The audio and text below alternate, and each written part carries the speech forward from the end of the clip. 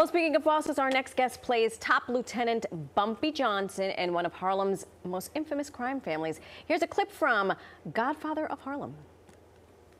Maybe what we need to do is pray. I don't believe in prayer, Miss Willa. Bumpy's in the hospital. Columbo has chance. And you're not going to pray for them? No, I'm not. I'm not going to get my hopes up. Pray for something that don't happen. I hate that. I'll tell you what. Let's pray for you, too. Because there's something I do know, and that is God will hear me, and he will take care of Bumpy. Just pray from your heart. And God will listen to you because you're praying for the ones you love. I love Bumpy. And Chance. Even though sometimes he can be difficult. She looks familiar. He looks ominous. He does. And he's here. Yep. Not looking ominous. Right. Thank goodness. Please welcome actor and friend Elvis Nolasco. Welcome to the show. How you guys doing? The guest with the best skin. Hey. Well, now he stole your lotion, so he's doing it now. Backstage, he has smells the terrific. I got sold products. Congratulations on all of the things. We will have a lot of things to get to. We'll start with The Godfather of Harlem. We just saw that clip. Say it ain't so. The last season? Yeah, it is so. It is so. Like every good thing, you know, it must come to an end. But, you know, our creators, Chris Brancato and Michael Paynes, put together a really beautiful finale for the viewers who have been traveling with us these past 4 seasons. And the writing is still impeccable and still impactful. And, you know, the folks are going to get exactly what they've been getting. Really good quality writing. And a few surprises. Let's name drop for a second, shall we? Yes. You got the likes of Whoopi Goldberg, who we saw in that clip. Yes. You have Giancarlo Esposito. You have Forrest Whitaker. You have Method Man. You have just a very eclectic, incredible roster of people that are on your show, as well as yourself, obviously. How do you guys maintain the authenticity of the show? How do you guys all work together and kind of maintain what's going on? That's a good question. You know, like from the very beginning, you know, we have Forrest Whitaker there. You know, we have Whoopi Goldberg, and we have Giancarlo Esposito and Vincent D'Onofrio. So, you know, the stage have been set already. So I think that the creators, the casting, wanted to make sure that they put together an ensemble that is going to pretty much, you know, step up to the plate and give 125%, you know, every take. And it's been a wonderful journey working with each and every one of the actors on Godfather of Harlem. We actually started in 2018. Oh my gosh. You know, so for 8 years, you know, we've not just become an ensemble doing the work, but, you know, we get to be a little familiar and, you know, have jokes on the side, but when it's time to, you know, Get down when cameras roll. Down to business. Yeah. You set yourself up because you said you step up to the plate, which is going to lead us to my next question. Portraying number 21, Roberto Clemente. The amazing. On stage. Holy, that is the sound of every Latino you've ever heard of. Clapping. No, not a big role to step into. Good heavens. No, those are huge shoes to step into. Roberto Clemente was, you know, an amazing human being, not just inside the diamond, but, you know, outside the diamond, a family man, a humanitarian, someone that gave back so much and never spoke about it. Quietly, every time the Pittsburgh would play with any opposing team, the first thing Roberto Clemente did was go to the Children's Hospital in any city, whether it was Philadelphia, Kansas City.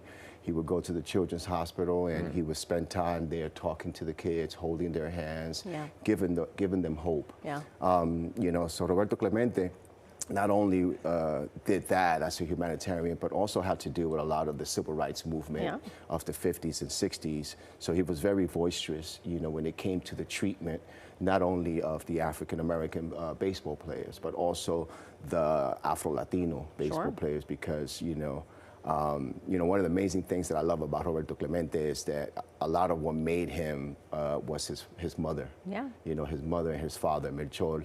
He just had an amazing upbringing from the very beginning, you know, so he carried that on with pride. That's right. Very prideful man. But yeah, so we did the play in Detroit. Are you going to bring it to New York? We are hoping, no, we will bring it to Manifest New York. it. Manifest it, that's right. We will bring it to New York. We had a great run in Detroit, so we want to make a few more stops in a few more cities like Chicago, LA, New York, and hopefully close the play out in Pittsburgh, where Roberto Clemente played for 18 years.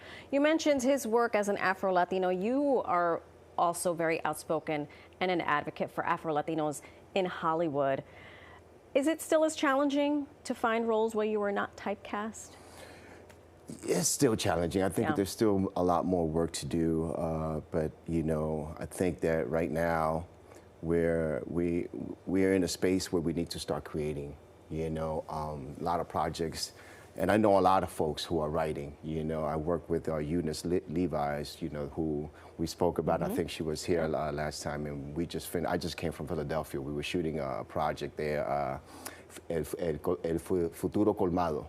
Oh. And it's a really beautiful film. But yeah, a lot more needs to be done. But it's an interesting career. It's an interesting journey.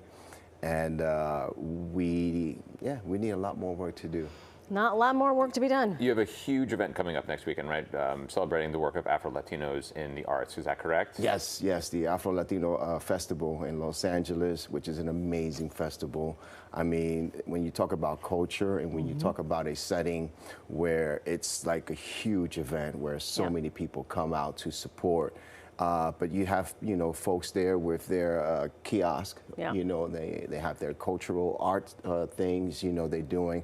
But you get to meet Afro Latinos from Costa Rica, Nicaragua, Mexico, Dominican Republic, Cuba, Puerto Rico, Panama, you name it. And it's just an amazing experience, you know, and when you're there. And you're able to really see how broad Latinidad. The diaspora across the country. It looks incredible. Watching the footage, it looks like so much fun. Maybe you should go there. Absolutely, absolutely. When last time I was there, we had a really great panel with, you know, just Aida Rodriguez, Manny Mota, you know, who played for the Dodgers. Oh, I know Manny Mota. Yeah, an amazing guy. So yeah, it's a wonderful festival. So if you're out in LA, you know, you should look out for the dates and definitely, you know, go participate.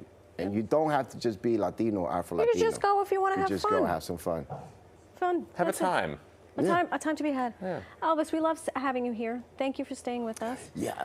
If you can, well, I wanted to talk about the upcoming feature film, Hurricane Seasons. Hurricane Seasons. Yeah, it's about Huracán Maria. Don't miss it. No. It's a great ensemble with Carlos Ponce, Justina Machado, Aida Rodriguez. It's a wonderful film. It's written by Javier Ortiz and directed by Nicole Gomez Fisher, and it's a really beautiful Puerto Rican story. So look out for that, Hurricane Seasons. Remember that name. Thank you. We'll be there for sure. Yeah. From Puerto Rico to La República Dominicana to Washington Heights. So he went uptown to immerse himself in La Cultura Dominicano, de lo mío.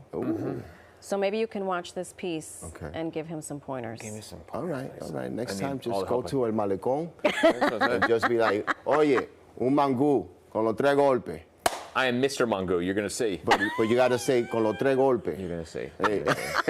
Let's check that out. I believe you. Thank you. Oh, my gosh. Thank you so much. Well.